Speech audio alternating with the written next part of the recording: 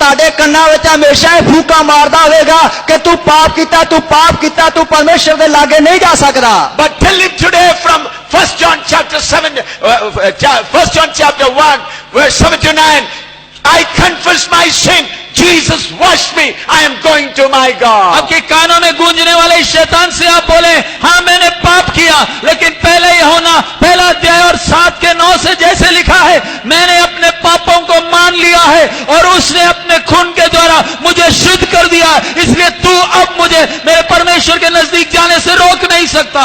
और जदों ताड़े शैतान कान विच फूक मारदा है, उस समय उसनु पहला यूहन्ना 1:7 तो लेकर 9 तक कि मैं पाप किया, मैं अपने पाप को परमेश्वर के सामने मान लिया, यीशु मसीह ने अपने लहू नाल धो के मैनू साफ कर दिता, हुण शैतान मैनू तू परमेश्वर तक पहुंचण तो रोक नहीं सकता। So throw away the rope or whatever and be free to go to Jesus directly. तो आज सुबह के समय आपके सारे बंधनों को तोड़कर फेंक करके सीधा अपने प्रभु के नजदीक जाएं। इसलिए हुण असीं अपने सारे बंधनों तो छुट के तोड़ के सीधा परमेश्वर तक पहुंच सकते हां।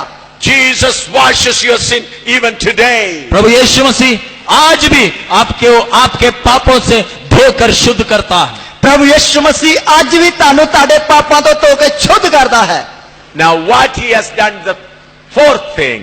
अब चौथी बात जो परमेश्वर ने आपके लिए किया है। What is the first thing? पहला काम कौन सा किया? पहला काम केड़ा कीता? First, he opened your blind eyes. उसने आपकी अंधी आंखें खोल दी। उसने ताड़ियां अन्नी अखां नूं खोलिया। Number 2, he has given the privilege to know true God. दूसरी बात, सच्चे परमेश्वर को जानने का वो बड़ा सौभाग्य आपको दिया। दूसरी गल, सच्चे परमेश्वर नूं जानन दा एक बहुत बड़ा मौका दिता। And third thing, he has broken down the wall of partition of sin between you and God. तीसरी बात, पाप का जो बड़ा दीवार था जिसने आपको आपके परमेश्वर से अलग किया था, उस दीवार को तोड़ दिया। तीसरा काम के जो पाप दी वड्डी कंध सी जिसने तानू परमेश्वर तो दूर कीता सी, उस नूं ढा दिता। What is the fourth thing? अब चौथी बात कौन सी है? हुण चौथी गल केड़ी है? Ephesians 2:15. एफेसियों की पत्री 2 अध्याय 15 वचन। Having abolished in his flesh the enmity, even the law of commandments contained in ordinance, for to make in himself a join one new man, so making peace. और अपने शरीर में बैर अर्थात वो व्यवस्था जिसकी आज्ञाएं विधियों की रीति पर थी मिटा दिया, कि दोनों से अपने में एक नया मनुष्य उत्पन्न करके मेल करा दें। अते शरण नूं विधियां ते कानूनां सने अकारथ कर दिता, तां जो दोहां तो आप विच एक नवा इंसान रच के मेल करावे। How a man can be reconciled with God? एक व्यक्ति का परमेश्वर के साथ मेल कैसे हो सकता है? एक व्यक्ति दा परमेश्वर दे नाल मेल किवें हो सकदा है? A new man has to be created in him. एक नए मनुष्यत्व को उसके अंदर सिरजा जाना है। एक नवे मनुख नूं उसके अंदर रचिया जाना है। Unless a new man is created in him, he can never be reconciled with God. जब तक एक व्यक्ति के अंदर एक नया मनुष्यत्व को सिरजा नहीं जाता, तब तक उस व्यक्ति का परमेश्वर के साथ मेल नहीं हो सकता। जिन्नी देर तक एक व्यक्ति के अंदर नवा मनुख रचिया नहीं जाता, उन्नी देर तक उस व्यक्ति का परमेश्वर दे नाल मेल मिलाप नहीं हुंदा। These days many healing crusade and many financial help, material help is going on in Christendom. आज के दिन मसीह जगत में बहुत तेरी चंगाई सभाएं, लोगों को शारीरिक मदद करने का प्रोग्राम चल रहा है। आजकल मसीह जगत विच लोकां नूं शारीरिक चंगाई अते लोकां दी शारीरिक जरूरतां नूं पूरा करन दा प्रोग्राम चल रहा है। This is a greatest devil's tactics in the church today. ये शैतान का सबसे गंदा और सबसे चालाकी भरा एक चालाकी है कलीसिया के लिए। और इस शैतान दी सारा तो वड्डी चालाकी है कलीसिया दे लई।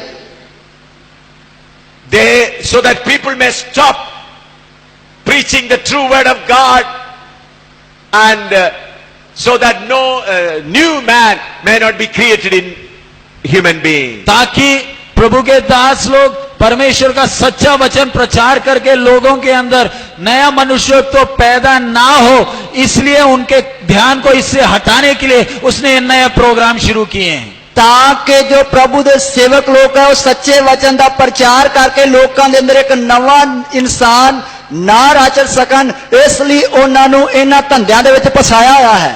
Then people say, oh, by this miracle, people believe in Jesus Christ. तब आप बोलेंगे कोई अजीब काम होते, आश्चर्य काम होते, सामर्थ के काम होते तो लोग तो कितने यीशु मसीह पर विश्वास करते हैं जी। ਤਾਂ ਤੁਸੀਂ ਕਹੋਗੇ ਇੰਨੀਆਂ ਵੱਡੇ ਵੱਡੇ ਚਮਤਕਾਰ ਹੁੰਦੇ, ਇਹਨੇ ਲੋਕ ਬਚਦੇ ਆ, ਇੰਨੀਆਂ ਭੂਤਾਂ ਨਿਕਲਦੀਆਂ, ਇਹਨੇ ਬਿਮਾਰ ਚੰਗੇ ਹੁੰਦੇ ਆ ਤੇ ਇਹਨੇ ਲੋਕ ਵਿਸ਼ਵਾਸ ਕਰਦੇ ਆ। My dear friend, believing is not enough. A new man has to be born in you.